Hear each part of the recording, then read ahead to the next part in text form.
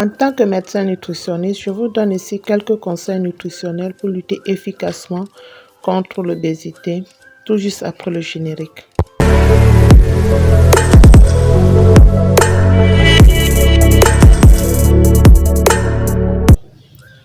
Coucou, bonjour, j'espère que vous vous portez bien. Je suis Dr Toko, médecin nutritionniste, administratif de la plateforme Assistance Médicale Freelance, votre plateforme de santé en ligne, et de la chaîne YouTube Dr Toko Safietou, la chaîne dans laquelle nous nous trouvons actuellement.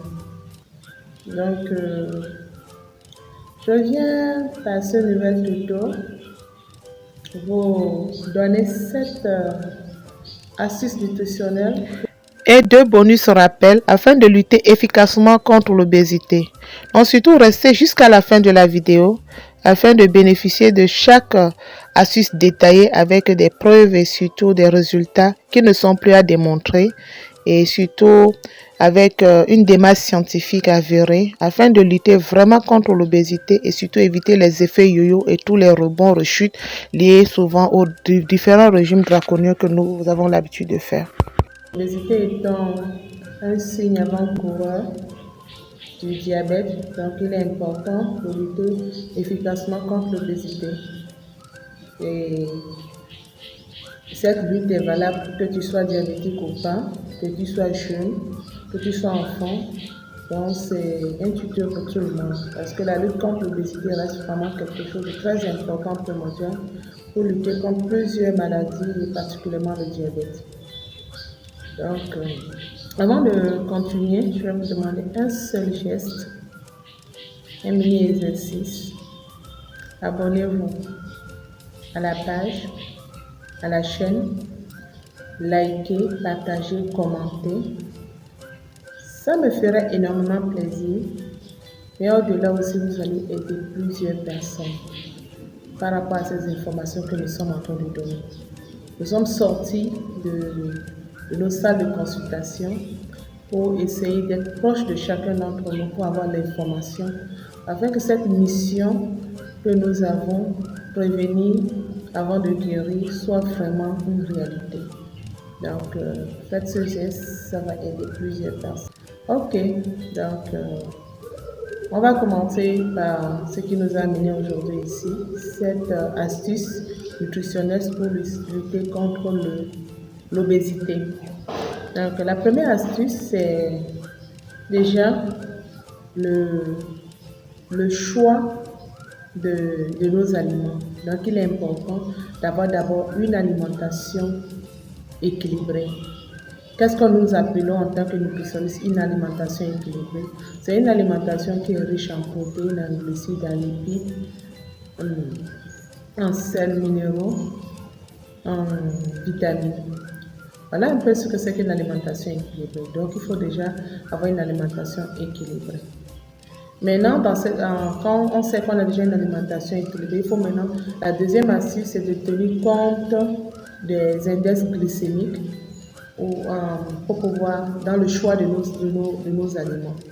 Parce que l'index glycémique étant quelque chose de très important, c'est quoi l'index glycémique? On va essayer d'expliquer en français facile. L'index glycémique, c'est l'influence qu'un aliment a sur notre taux de sucre dans le sang. Quand on prend un aliment, quel est le sucre contenu dans cet aliment, quelle est son influence sur notre glycémie? Est-ce qu'elle augmente la glycémie? Est-ce qu'elle augmente très fort parce qu'elle va augmenter sûrement? Est-ce qu'elle augmente la glycémie de manière importante? Est-ce qu'elle augmente de manière modérée? Donc, c'est ça l'index glycémique. Donc, quand on consomme un repas, quelle est son influence sur notre organisme?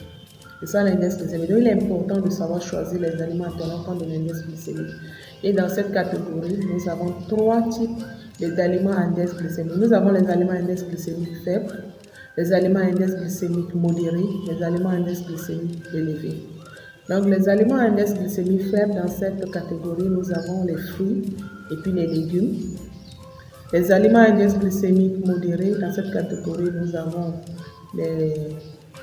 les pâtes alimentaires, nous avons les pâtes alimentaires avec les céréales complets. Nous avons les tubercules tels que les pommes de terre, l'igname aussi. Nous avons les tubercules rentrent souvent dans les aliments à index glycémique modéré parce qu'en fonction de chaque région, de chaque compartiment, nous avons nos tubercules qui diffèrent d'une zone à une autre. Donc, tu dois savoir que quand on parle de tubercules, on les met dans les aliments à index glycémique modéré. Maintenant, les aliments à index glycémique fort, parmi ces aliments-là, nous avons le pain blanc. Le pain qu'on retrouve facilement un peu partout, il a un index glycémique très élevé. Nous avons les limonades, tout ce qui est limonade, tout ce qui est soda, ils ont un index glycémique élevé. Nous avons le miel, nous avons le chocolat sucré, les Nutella. Oui, le Nutella a une certaine particularité, c'est vrai que l'index glycémique n'est pas peut-être élevé à cause de la quantité de graisse qu'on retrouve dans le Nutella, mais on va parler du Nutella un peu plus devant quand on va parler de la charge glycémique. Donc l'index glycémique, en tout cas on fait nos choix avant de faire la composition, il faut savoir comment choisir. Donc dans nos aliments, il faut vraiment privilégier en fonction de ce que nous avons cité. Les aliments qui ont un index glycémique faible doivent être plus nombreuses que les aliments par exemple qui ont un index glycémique modéré et éviter totalement les aliments à index glycémique très élevé. Donc voilà ce que je peux parler de l'index glycémique. Maintenant en dehors de ça, la troisième astuce reste le mode de cuisson. Le mode de cuisson influence l'index glycémique. Donc, quand un aliment est cuit, son index glycémique s'élève plus. Donc, si on prend par exemple une pomme, on la fait cuire, il faut savoir que son index glycémique sera plus élevé. Donc, il y a des gens qui aiment souvent faire cuire des fruits. On a tendance, c'est vrai, le fruit n'a pas un index glycémique très déjà élevé avant, mais certains fruits, par exemple, peuvent avoir, en faisant cela, en fonction de l'intention, ça peut passer d'élevé à modéré. Les tubercules, par exemple, quand on les cuit, forcément l'index glycémique sont élevés, bien qu'on ne mange pas les tubercules de manière crue. Donc, même quand on ne mange pas de manière, il faut savoir que quand on cuit un aliment, son index glycémique devient élevé. Quatrième astuce reste le mode de préparation. Quand on mixe un aliment, son index glycémique devient aussi élevé. C'est-à-dire, l'aliment qu'on mixe, je prends par exemple dans les zones, si on mixe par exemple une pomme de terre, il faut savoir que son index glycémique est plus élevé qu'une pomme de terre par exemple qui est consommée de manière cuite directement. Donc, quand on mixe par exemple de l'igname dans les zones où il y a de l'igname bio ou le taro, il faut savoir que son index glycémique devient plus élevé. Donc, si on connaît cette information, on saura comment, quand on veut manger ses repas, comment ajuster les fruits et légumes qui doivent être plus en quantité. Parce que c'est l'objectif en fait. L'objectif, ce n'est pas de dire voilà, c'est élevé, mais il faut bien manger. On doit tout manger, mais comment les manger? C'est pour ça qu'il faut savoir, il faut connaître ce que c'est que les index glycémiques. Donc, quand on cuit un aliment, donc son index glycémique devient très élevé. Quand on le mixe, ainsi de suite. Quand même, on remarque que par exemple les céréales que nous prenons souvent comme petit déjeuner le matin ont un index glycémique élevé parce que ce sont des céréales, mais quand on les travaille, quand on les transforme déjà au niveau des industries, donc ça les transforme. L'amidon qui se retrouve au niveau de ces céréales se transforme en des sucres faciles à digérer, très, très faciles, et ce qui augmente l'index glycémique. Donc les céréales ont les céréales qu'on retrouve pour les petits déjeuners ont un index glycémique très élevé. En dehors du mode de cuisson, nous avons aussi la texture. Par exemple, il faut savoir qu'un jus de fruit a un index plus élevé que le fruit lui-même. Donc, si on veut consommer, par exemple, une orange, il est préférable de le consommer en quartier que de prendre le jus. Parce que le jus d'orange a un index glycémique plus élevé, parce qu'en fonction de la texture.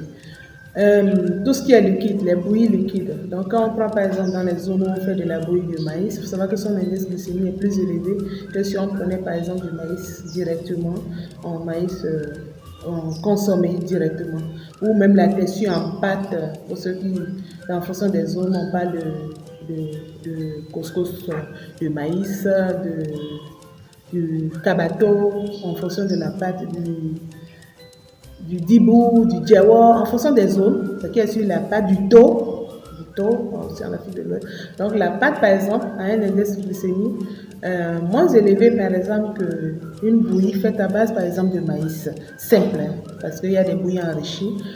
Le fait de l'enrichir, l'index glycémique change parce qu'on ajoute les oléagineux qui ont un index glycémique qui sont modérés, donc en général faibles à modérés. Donc eux, en général, quand ce sont des bouillies enrichies aux oléagineux, là il n'y a pas de souci. Mais quand c'est la bouillie de maïs cru directement, vous verrez que son index glycémique est élevé. En dehors de la texture, comme autre astuce, nous allons aussi parler de la charge glycémique. C'est vrai, l'index glycémique reste un peu d'influence que l'aliment peut avoir comme l'influence de l'aliment sur notre glycémie, mais elle seule ne suffit pas parce que le goût sucré qu'on retrouve ne peut pas forcément nous dire que l'index glycémique peut être élevé. On prend par exemple la charge glycémique, lui c'est la quantité de sucre qu'on retrouve dans un repas que le corps peut absorber. Donc cette quantité de sucre dépend de la composition de nos aliments. Donc, par exemple, on prend une pastèque, le fruit pastèque a un index glycémique élevé, mais chaque charge glycémique reste modérée. Donc, par exemple, quelqu'un qui prend de la pastèque pensant que parce qu'il a pris, il aura trop de sucre dans le corps, non, sa charge glycémique reste modérée. Contrairement à, par exemple, quelqu'un qui prend du sucre raffiné, lui, il a un index glycémique élevé, sa charge aussi glycémique reste élevée. Donc, voilà un peu. Pourquoi nous parlons des index glycémiques et de la charge glycémique? Parce que quand le glucose est élevé dans notre corps, il faut se dire que ça va amener notre organisme à sécréter de l'insuline. Et quand elle est sécrétée, l'insuline lui prend l'excès de glucose qui se trouve dans notre corps, il va le stocker. Et quand il stocke cet excès de sucre, donc cet excès de sucre se transforme en graisse. Donc voilà l'origine de l'obésité en général.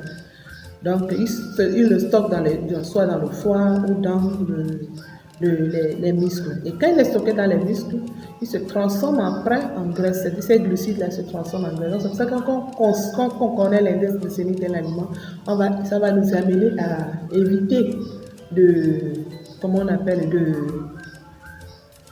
manger plus de sucre qu'il en faut. Donc voilà un peu l'intérêt de parler de l'index glycémique. Donc derrière cela aussi, nous allons aussi pour pouvoir vraiment limiter un index glycémique ou une charge glycémique, c'est savoir quand on consommer les aliments. Dans notre plat, commencer les fruits et légumes avec les protéines et terminer par les féculents.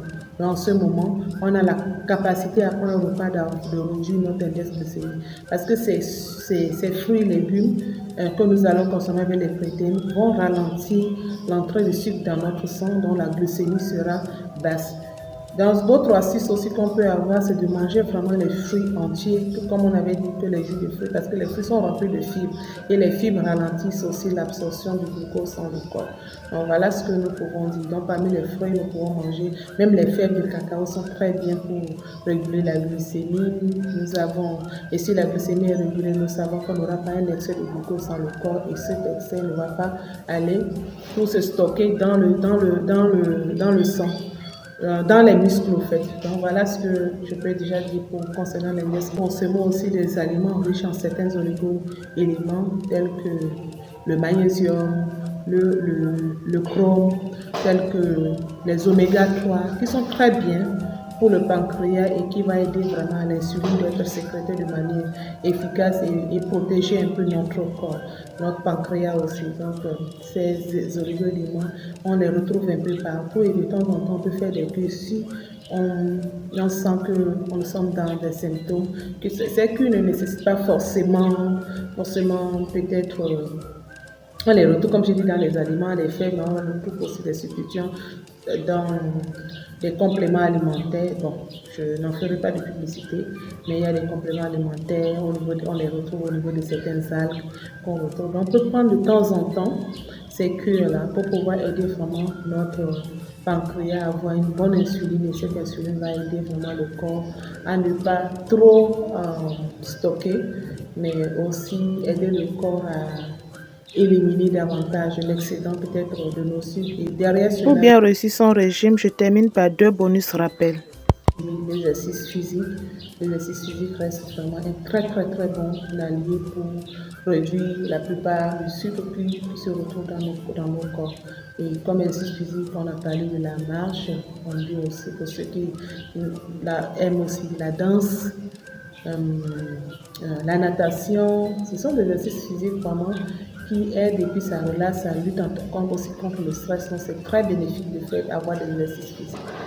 Donc voilà ce que nous pouvons dire, sans oublier de boire toujours 2 à 3 litres d'eau par jour pour pouvoir aider notre organisme à lutter contre tout ce qui est toxines, tout ce qui est saleté, et éviter aussi les surinfections et tout ce qui va avec. Ok, donc je vais m'arrêter ici pour ce tutoriel et nous allons continuer dans cette lancée, donner davantage de conseils pour pouvoir prévenir vraiment l'obésité, et qui parle d'obésité parle de syndrome précurseur du diabète, et qui parle de syndrome précurseur parle aussi des maladies cardiovasculaires. Donc on s'arrête ici. Ok, je vais vous demander un seul exercice. On avait commencé l'exercice au début, c'est de vous abonner à la chaîne, de vous abonner à la page Assistance Médicale Freelance. Vous allez nous trouver. Quand vous cliquez sur Google Assistance Médicale Freelance, vous allez nous trouver. Et quand vous cliquez, ça va vous amener directement sur notre page Facebook.